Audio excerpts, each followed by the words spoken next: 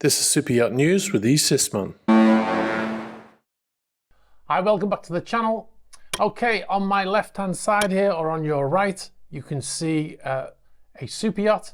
This is in Curacao in the Caribbean. Now this photograph was sent in to us by one of our subscribers. He said he couldn't see the name, he couldn't see the stern of the vessel, and he was curious as to the name of the vessel, and also that the vessel wasn't broadcasting AIS while it was docked. So he was curious as to know the name of the yacht. Now, just to be on the safe side before anyone says anything, it is not illegal to turn off your AIS when you're in port. The law says that you must use it when you're underway or at anchor. Anyway, we'll go back to the yacht. It is a 94-meter fed ship, which is 308 feet. And the yacht is called Motor Yacht Bliss. It was delivered in 2021. At a cost of approximately $200 million. Now, her owner, this is the most shocking part of this for me. Her owner is a chap, according to Super Yacht Fan, her owner is a chap called Evan Spiegel, and he was born in 1990. That's why it's shocking to me. 1990, he's 32 years old, he's an American from California, and he made his money with a social media app called Snapchat. You may have heard of it. I've never used it. I don't use it. I don't really know anything about it, other than it is obviously very good for business. So it's a 32-year-old owner. That is incredible. This photograph, by the way, was sent in by Franz van der Hurst, and he's obviously out in Curacao right now. Beautiful place, Curacao. Used to go there on the cruise ships many years ago. Anyway, we'll move on to our first story, and it's about Motor Yacht Amore Vero. And we mentioned in a previous video that she was hauled out of the water in La Ciotta. You can see some footage running here next to me now of the boat on the hard.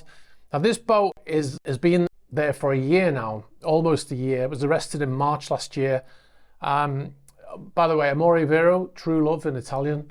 And the owner, it's allegedly owned by a chap called Igor Sechin, who is known as the right-hand man of Vladimir Putin. And the management company that used to manage this boat, Imperial Yachts, they've denied that he is the owner. But the yacht was arrested by the French government based on the fact that it is connected to Igor Sechin.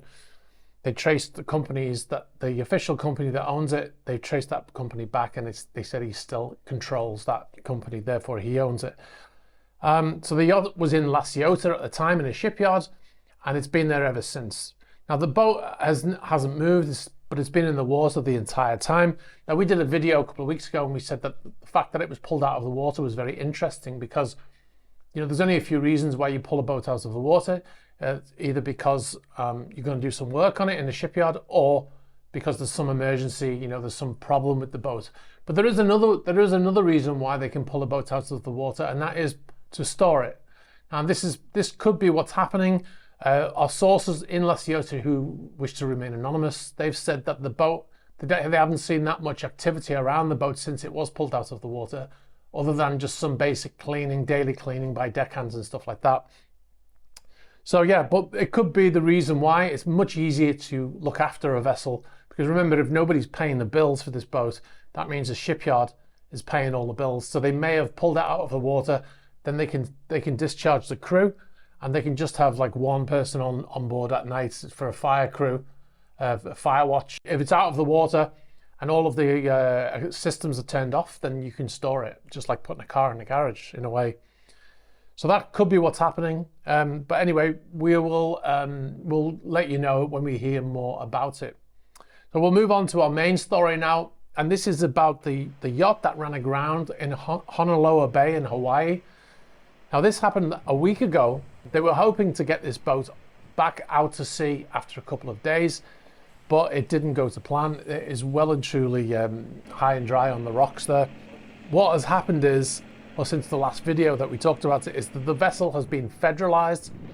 Now this means, amongst other things, that before moving this vessel, because the area that it's in is a protected area, the boat wasn't really meant to be there, although they did have a 2-hour limit on boats going to that area. So He was allowed to be in the area, but he wasn't allowed to be there for 2 nights as he said he had been. Because it was federalized, it meant that all the fuel and any other hazardous materials had to be removed from the vessel before they could attempt to recover it. As a result of that, they've removed almost 500 US gallons or 1,700 litres of fuel and other liquids, and they had to be removed. But the problem is, because the boat's on the rocks, they can't bring another vessel alongside to pump it off, because obviously that boat would then be on the rocks too, right? So what they had to do is they had to put barrels on board, pump the fuel and liquids into the barrels, and then lift the barrels off with a helicopter and put them on the land. And that's how they removed everything. They also removed some marine batteries as well. Got some video here from a spokesperson from the US Coast Guard, so I'll play that now. Okay, well, we've actually been working on this project for the last 5 days. It started with our contractors from Sea Engineering and Pacific Helicopters. First, they brought sorbent pads, sorbent materials to put inside the vessel to catch any free product. They also put hard boom for containment of any discharges. And then for the last 3 days, we've had the flight operations where, starting with the folks on deck, pumping any fuel, oils, other products out of tanks and machinery spaces into 55-gallon drums on deck of the vessel.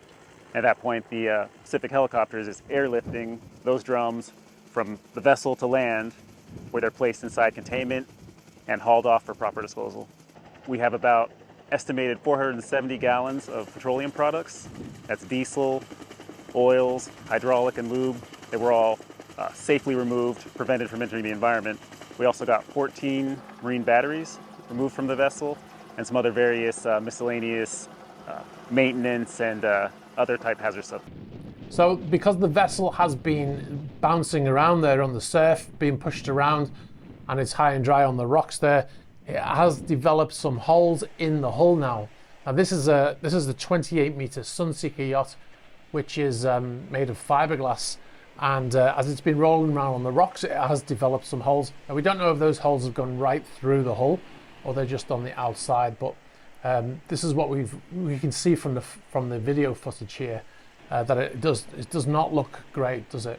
We also heard that the stabilizers had been ripped off the vessel when it ran aground as well. Now, if you remember those photographs that we showed a while back about a boat called Vixit, that had a similar accident, and you remember what the underside of that hull looked like. But that was a metal hull with metal stabilizers as well, and they were still ripped off. Now, there were some criticisms at the time for the amount of time it took for the rescue crews to get there, but a spokesperson for the local DLNR, which stands for the Department of Land and National Resources, they said that as soon as they became aware of the grounding, the DOBAR, or DOBOR, which is the Division of Boating and Ocean Recreation, they began contacting Hawaii salvage companies. And initially it was a hope that the vessel's owner would pay for the recovery of the yacht, but he's declined to do so. And we'll come back to that in a minute. So on Sunday, the plan was, or yesterday, the plan was to wait for a high tide and hopefully be able to pull that vessel back out to sea. The rescue vessel had connected straps to the boat to be ready for when the tide was at its highest. Now, we've heard from the DLNR since then, and they said that unfortunately the tide wasn't that high and the boat wasn't able to be moved, and they weren't able to refloat the boat, and the boat is as a result still there. Okay, so the owner of the superyacht, his name is Jim Jones. He owns a yacht charter company in Hawaii. Now, because he's declined to pay the bill for the boat, which effectively means that his boat will be up for salvage. But according to a press release from the Department of Land and National Resources, the DLNR, they said that the state will bill the yacht owner for reimbursement of the salvage cost and for additional staff and administrative costs, and take legal action if necessary. Now, the bill for the recovery of the vessel stands at $460,000 US. That's more than that yacht is worth. So we spoke to the Superyacht Lawyer for some background on this. Obviously can't speak directly because it's under Hawaiian law, but he said that most port state laws oblige vessels to carry third-party insurance covering pollution. All vessels over 1,000 gross tons must usually carry a civil liability certificate for bunker oil pollution damage. Now, clearly this boat is not over 1,000 gross tons. It's probably more like 100 gross tons. But he said, when the owner ignores all of this, there may be criminal sanctions, and the salvaged vessel, or what's left of it, can be sold to recover salvage and pollution cleanup costs. So yeah, not a good day for that yacht owner, is it? All right, so we'll leave it there. One more thing, please be sure to check out our Patreon page at patreon.com/eSysman. We've just posted our first Patreon-only Q&A on there right now, so you can go and check that out. You'll get to see exclusive videos not published on YouTube. You'll get to see early access of features advert-free, and you'll get to suggest topics for future videos and obviously ask questions for future Q&As. We've also put on some behind-the-scenes stuff from the making of the video in Canary Wharf over the weekend. So be sure to check that out, patreon.com/eSysman.